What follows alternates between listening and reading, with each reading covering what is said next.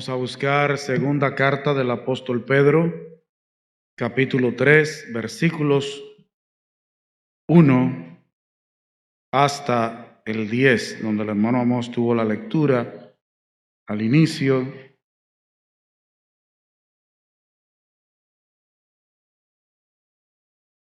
Vamos a tener un momento de oración. Señor, gracias por este momento en que nos encontramos en este lugar para alabar, glorificar, exaltar tu nombre. Gracias, Padre, por este tiempo de la predicación de tu palabra. Dependemos de tu gracia, de tus misericordias y del poder del Espíritu Santo. Que el Espíritu hable en esta noche, abra corazones para salvación, para reconciliación. Que tu palabra en esta noche cumpla el propósito por el cual tú la has traído. En el nombre de Jesús. Amén.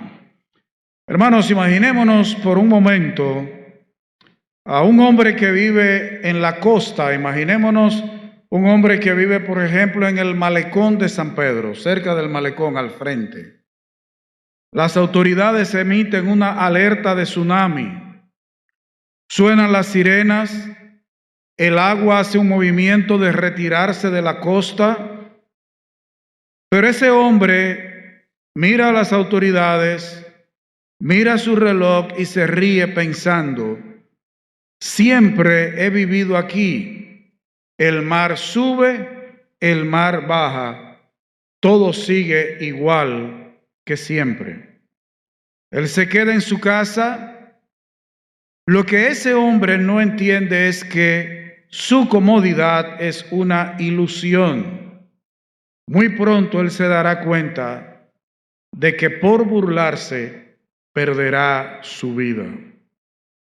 Y de hecho eso sucedió aquí en la República Dominicana. Hay un lugar que tiene un nombre de Matanzas, porque el mar se retiró, los más viejos huyeron a las partes altas, pero los más jóvenes fueron a ver lo que sucedía, y cuando el mar regresó, barrió. Y por donde vive mi hermana Josefina, en una ocasión venía un fenómeno atmosférico. Las autoridades a todos los que vivían a orillas del río Magua les avisaron para que salieran de sus hogares, pero hubo una persona que no salió. La última vez tuvieron que llevar una pala mecánica para sacarlo, estaba subido en la mesita. Lo que quedaba de la casa eran las paredes y una mesita que él estaba arriba de ella, casi llevándoselo el agua. La gente tiene la tendencia a burlarse de las advertencias. La humanidad está así en el sentido espiritual, como ese hombre que vive al frente de la playa o a orillas del río Magua. El apóstol Pedro, inspirado por el Espíritu Santo, nos advierte en 2 de Pedro capítulo 3, versículos 3 y 4 sobre esta realidad. Sabiendo primero esto, que en los postreros días vendrán burladores, andando según sus propias concupiscencias y diciendo: ¿dónde está la promesa de su advenimiento? Porque desde el día en que los padres durmieron, todas las cosas permanecen así como desde el principio de la creación. Siempre han existido los burladores.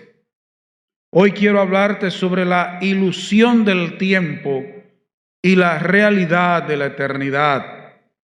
Si tú eres cristiano de nombre, pero vives como el mundo, o si nunca has entregado tu vida a Cristo, te ruego que no desconectes tu corazón en los próximos minutos, no porque soy yo el que está predicando, sino porque es la palabra de Dios, es Dios hablando a través de su palabra y las consecuencias son eternas.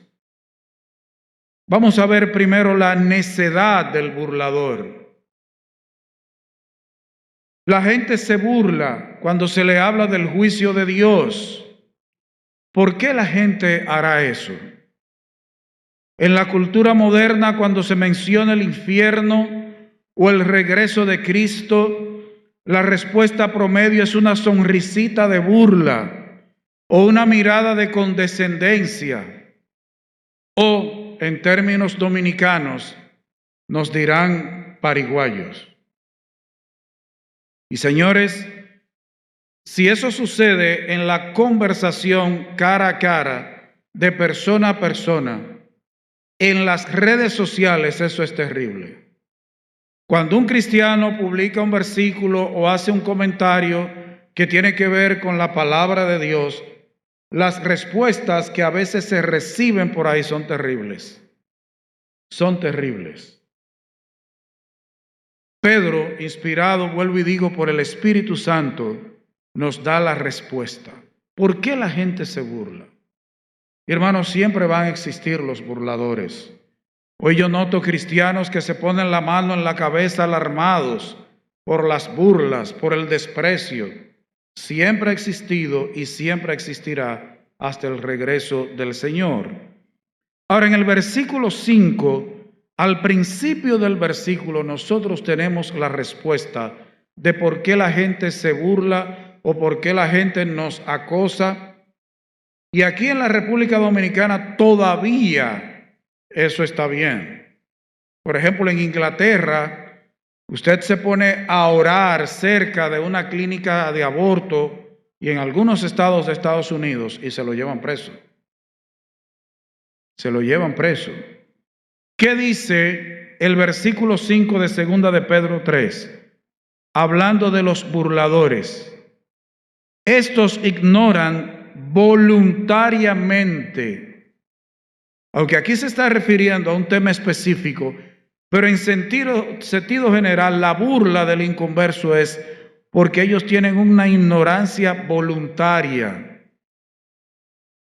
No es que el hombre moderno no tenga evidencia de la existencia de Dios. No es que la historia de la humanidad ignore la existencia de Dios, no tenga datos. Es que el ser humano escoge ignorar de manera voluntaria todo lo que tiene que ver con Dios. Y parece extraño, usted diría, pero ¿cómo alguien va a escoger ser un ignorante? Pero usted no se ha encontrado con gente que usted le va a decir algo y dice, no, mejor no me diga. Mejor yo me quedo así, porque mientras más cosas uno sabe, como que uno tiene problemas para dormir. Hay gente que quiere ignorar, meter la cabeza como el avestruz, esconderla. Hermanos, todo el universo, toda la creación grita la gloria de Dios. Y fíjense si la ignorancia es voluntaria. Ahora el ser humano dice, se ha firmado en los Estados Unidos una ley que una madre puede abortar un niño aún el mismo día del parto. Porque eso realmente no es un ser humano. Dicen, eso es un cigoto, es una cigua, es una paloma. No, eso no es un ser humano, eso no es una persona. Dicen que no, que eso no tiene importancia. Pero encuentran un ser microscópico en un planeta cualquiera y escriben una notición de ese tamaño. Encontramos vida en tal lugar. Pero un niño no. Un niño es una cosa, pero algo microscópico que aparezca en la luna es vida. Usted ve, es una ignorancia voluntaria. Hermanos, la complejidad del ADN del ser humano, la fineza, el movimiento, la belleza de una galaxia, la conciencia moral que tiene el ser humano, que te dice que el asesinato es malo, pero que el amor es bueno, todo eso apunta a que existe Dios. El problema es que la humanidad tiene que negarlo, porque si reconoce que Dios existe, tiene que reconocer que Dios le ha creado y que él tiene que rendirle cuentas a Dios. Y el ser humano no quiere rendirle cuentas. Así que la ignorancia es voluntaria. ¿Qué dice el burlador? Todo sigue igual que desde el principio. Apelan a la uniformidad de la naturaleza. Te dicen, mira, han pasado más de 2000 años. Los imperios caen, los imperios suben, el mundo sigue girando. No hay Dios. O si por casualidad existe, a Él no le importa. Dios ha abandonado a la humanidad. Eso es, si por si acaso reconocen que existe. Pero lo más extraño es que los que quieren ignorar la existencia de Dios, los que quieren ignorar la palabra de Dios, los que quieren ignorar la obra de Cristo, son los mismos que cuando hay una catástrofe te dicen, ¿dónde estaba Dios? ¿Cuál Dios? Porque tú dices que no existe. Entonces, ¿a cuál Dios tú le estás reclamando? ¿No existe? Pues no le reclames. ¿Y usted no ha notado? Si Dios no existe, ¿por qué tú te molestas cuando lo mencionan? Olvídate de eso, suelta eso, porque Él no existe. No te molestes. Pedro, a los que se burlan, a los que dicen todo sigue como desde el principio, que él dice que son ignorantes voluntarios, en el versículo 6 les hace un recuerdo. Él habla de la creación en el versículo 5, pero en el 6 habla de el diluvio. Aquí dice, por lo cual el mundo de entonces pereció anegado en agua. Recuerda el diluvio. ¿Qué es lo que está diciendo Pedro, inspirado por Dios? Que la existencia del mundo no es un ciclo uniforme. Que la existencia del mundo es lineal y que Dios interviene en la historia de la humanidad y de su creación.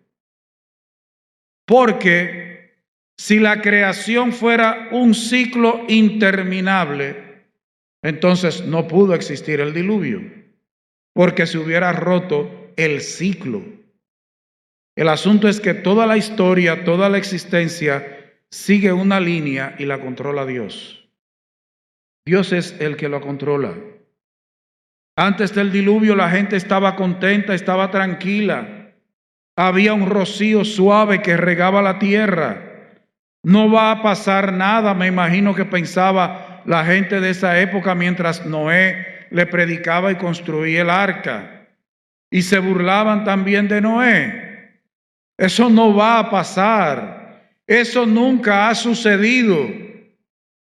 Pero vino el diluvio porque el que controla toda la historia y toda su creación es Dios. Y Él hace con la historia y con su creación lo que Él quiere. Él es el soberano. Dios ya intervino en el pasado para juzgar al mundo con agua. ¿Qué te hace pensar que en un futuro Él no va a intervenir para juzgarlo con fuego? ¿Quién te dice a ti que eso no va a suceder? ¿Qué dice el versículo 7? El versículo 7 dice, pero los cielos y la tierra que existen ahora están reservados por la misma palabra, guardados para el fuego en el día del juicio. ¿Qué te hace pensar que el mismo Dios que juzgó a la humanidad entonces con agua, ahora no va a hacer juicio por fuego? Te puedes burlar, te puedes reír de nosotros. Realmente cuando la gente se burla, cuando le predicamos, a mí lo que me da es miedo por ellos y tristeza. Me da mucho temor. Burlarse del juicio de Dios Es como burlarse de la gravedad al saltar de un rascacielos. La realidad no deja de existir solo porque tú te niegues a creer en ella.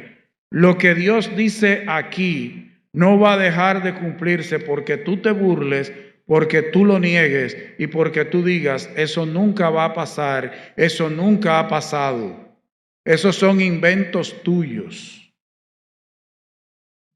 Pero mire lo más extraño, la misma humanidad que niega las advertencias que Dios tiene en su palabra, vive llevándose de cuanta teoría la gente se inventa y publica por internet. Sin embargo, no se lleva de la palabra, de las advertencias del omnisciente Dios, y se lleva de cualquiera que escribe en las redes. Imagínese usted si el dominicano se lleva de Alofoque, pero no se lleva de Dios. Mire qué cosa. Hemos visto primero la necedad del burlador y vamos a ver ahora el corazón de la demora, el porqué de lo que aparentemente es una demora. Quizás alguien en este momento de los que está aquí o que nos esté viendo a través de las redes sociales pueda decir, yo tengo 30 años, 40, 50, 60, he vivido como me da la gana, no he ido a la iglesia, he ignorado a Dios y sigo aquí. Si hay un Dios de juicio, ¿por qué no me ha fulminado? ¿Por qué Jesús no ha vuelto? Y ahora llegamos al corazón de este texto. Los versículos 8 y 9. Mas, oh amados, y note con qué términos habla Pedro allí, un hombre que era tan impetuoso, note cómo habla ahora dirigido por el Espíritu. Mas, oh amados, no ignoréis esto, que para con el Señor un día es como 1000 años, y 1000 años como un día. El Señor no retarda su promesa, según algunos la tienen por tardanza, sino que es paciente para con nosotros, no queriendo que ninguno perezca, sino que todos procedan al arrepentimiento. Esa es la clave. Esa es la clave. No es que Dios está dormido. Dios no ha muerto, como dicen algunos que Dios ha muerto. Dios no ha muerto. Dios no está dormido. Dios no es lento. Dios no ha perdido el control de su creación. Al contrario.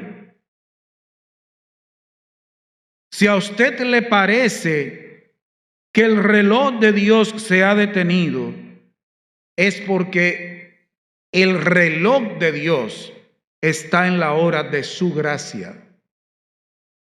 Estamos en el tiempo de la gracia de Dios. ¿Qué dice allí? Él es paciente. Dios no ve el tiempo como tú y como yo. Dios no se desespera. Dios tiene un plan. Dios tiene una agenda y la va ejecutando como a Él le place.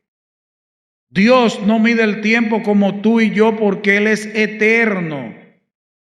Él es. Tú y yo somos creación. Tenemos límite en nuestra vida física. Y por eso vemos el paso del tiempo.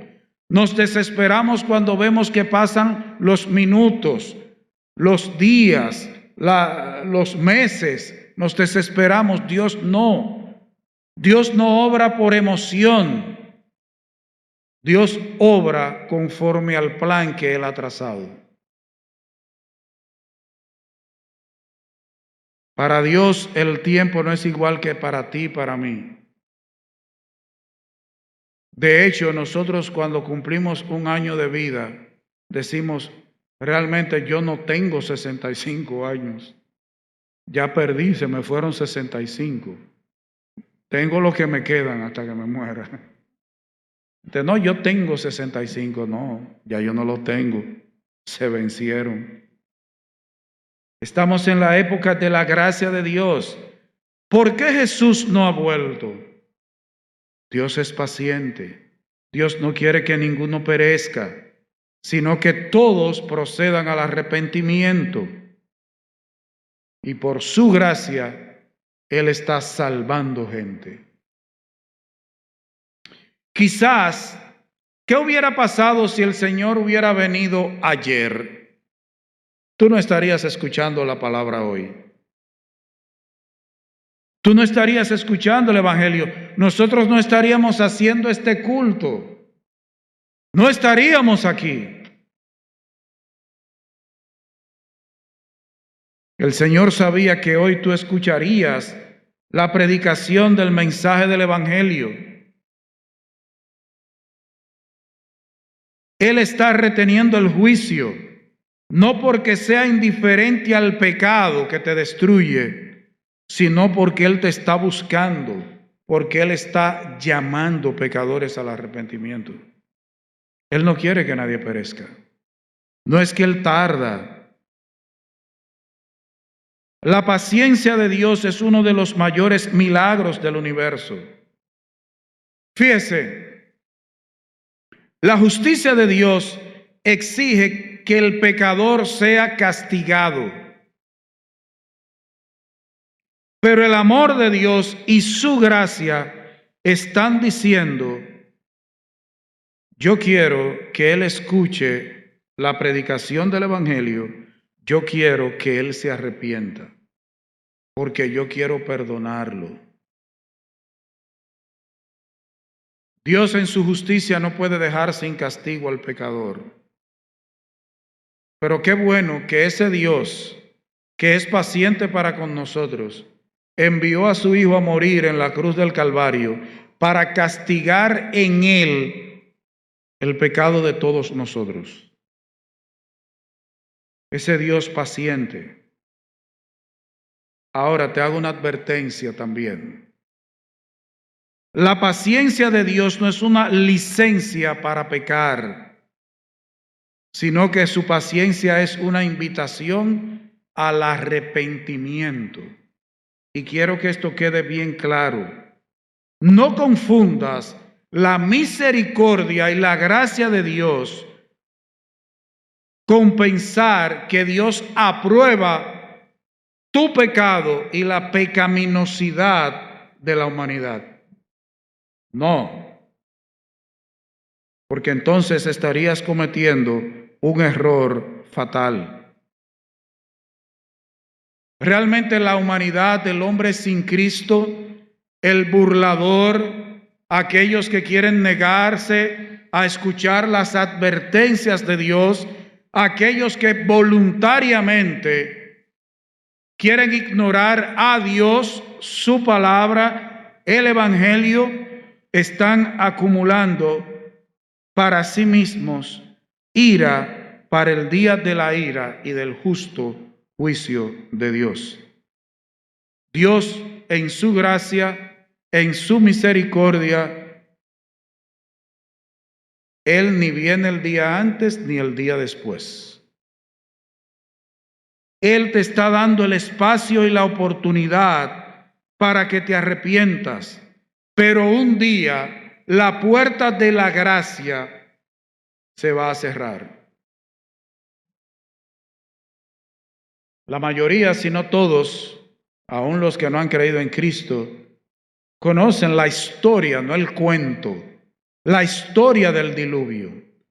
¿Qué pasó después que Noé y su familia ya habían entrado al arca y los animales? ¿Quién fue que cerró la puerta? Fue Dios que cerró la puerta. Dios ha establecido un día en que ya su gracia no va a existir más. Lo que habrá será una horrenda expectación de juicio, de juicio. No te confundas con la paciencia de Dios. No es que Él te está diciendo, sigue así como tú estás. No hay ningún problema. Total, tú no eres el único que haces eso. No. Te está dando oportunidad para que acudas a Él, para que creas su advertencia. ¿Por qué? Hay dos versículos aquí que tienen la misma idea. La certeza del día del juicio de Dios. La certeza de que un día va a haber juicio por medio de fuego. ¿Qué dice la palabra de Dios en el versículo 10? Pero el día del Señor vendrá como ladrón en la noche, en el cual los cielos pasarán con gran estruendo y los elementos ardiendo serán deshechos, y la tierra y las obras que en ella hay serán quemadas. Serán quemadas. ¿Y qué dice el versículo 7? Que los cielos y la tierra que existen ahora están reservados por la misma palabra, guardados para el fuego en el día del juicio y de la perdición de los hombres impíos. La certeza del juicio de Dios, la certeza de la destrucción de todo lo que existe ahora, es indudable. Es indudable. Esto no es para que tú hagas una profesión de fe ahora porque vas a venir temblando. No, no, no, no. Esto no es para apelar al emocionalismo. Es apelar a una realidad futura. Algo que está guardado para esta creación como la conocemos. Eso es cierto. La puerta se cerrará de repente. ¿Qué dice el versículo 10? Hay una expresión allí. ¿Cómo va a ser ese momento? ¿Cómo va a suceder? Como la llegada de un ladrón en la noche. Un ladrón no llama a la puerta, no te manda un mensaje por WhatsApp, no te manda un correo electrónico, él no te avisa. Llega de imprevisto. Él no te dice la fecha, la hora que va a llegar. Un ladrón llega cuando tú te sientes más seguro, cuando tú estás diciendo paz y seguridad. ¿Usted sabe cuál es el tiempo más peligroso cuando uno está acostado? Entre 4 y 6 de la mañana. ¿Usted sabía que entre 4 y 6 de la mañana uno está tumbado? Mire, usted puede acostarse a cualquier hora, pero ese lapso de tiempo es el que aprovechan mayormente los ladrones para robar. Pero ellos pueden robar a cualquier día, cuando usted se siente más seguro. ¿Qué dice la palabra de Dios en 1 Tesalonicenses, capítulo 5, versículos 2 y 3?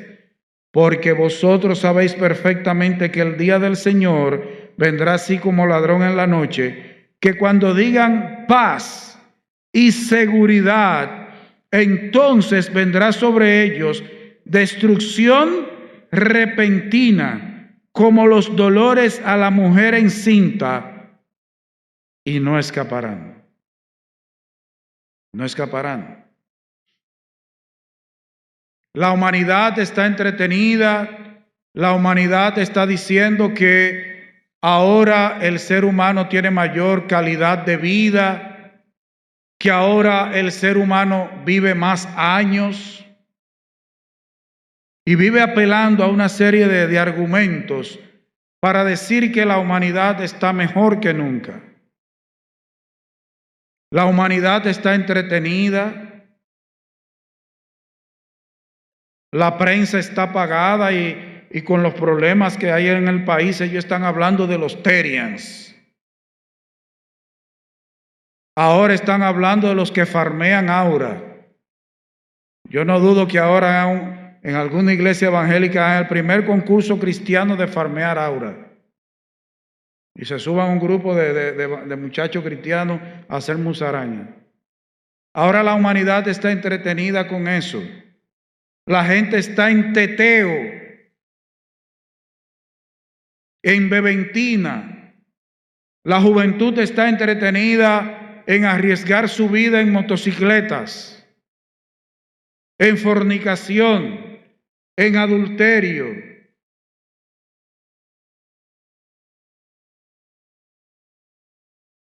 Pero el apóstol Pedro está diciendo, despierta. El día en que mueras o el día en que Cristo regrese, la ilusión de este mundo se deshará. Todo lo que has acumulado, todo el dinero, tu reputación, tus títulos, tus pecados secretos, todo será expuesto al fuego de la santidad de Dios. Todo no va a quedar igual. Dios tiene determinado un punto en que todo será destruido. Todo se va a quemar. ¿Y qué tú harás cuando estés de pie ante el Dios 3 veces santo? Bueno, quizás le digas que fuiste una buena persona, pero Isaías 64:6 dice que las obras que puede hacer el ser humano son como un trapo de inmundicia, un trapo sucio. Yo a veces escucho a las personas que dicen, da lo mejor de ti. Lo mejor de ti es trapo de inmundicia delante de Dios. Quizás tú le dirás que fuiste a la iglesia, pero como dicen algunos, el camino al infierno está pavimentado de religiosos, de gente que asistía a la iglesia. O quizás tú te atrevas a decir que Dios no es justo. De hecho, en Estados Unidos hubo alguien que sometió a Dios a la justicia.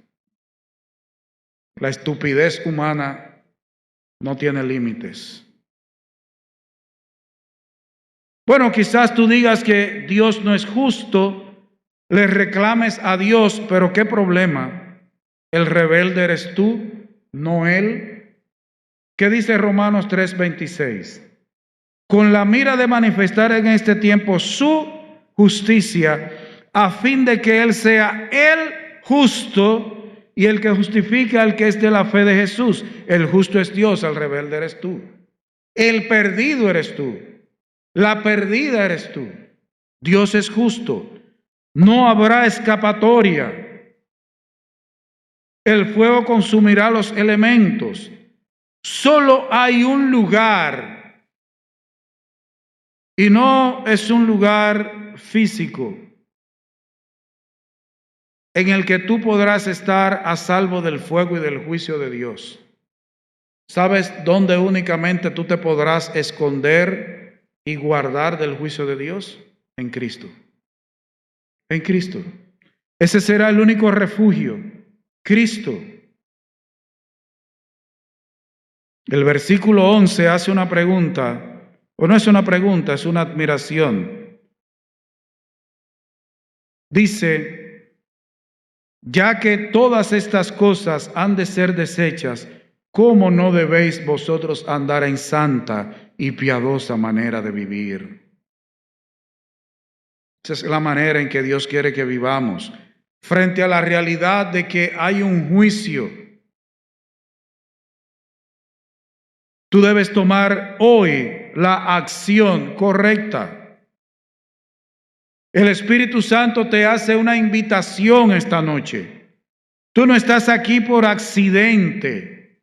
Tú no estás aquí por casualidad. Dios, en su soberana paciencia, puede haber orquestado este momento para salvarte. La gente se ha inventado la palabra diosidencia para contrarrestar coincidencia. Nosotros no estamos aquí por un accidente cósmico. Tú estás en esta noche, en este culto, por un propósito de Dios. La salvación requiere un cambio de mente, un cambio de dirección, y se resume en una palabra, la palabra arrepentimiento.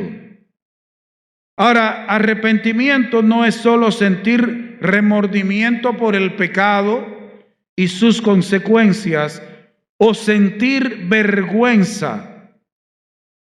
Hay mucha gente que hace profesión de fe por remordimiento.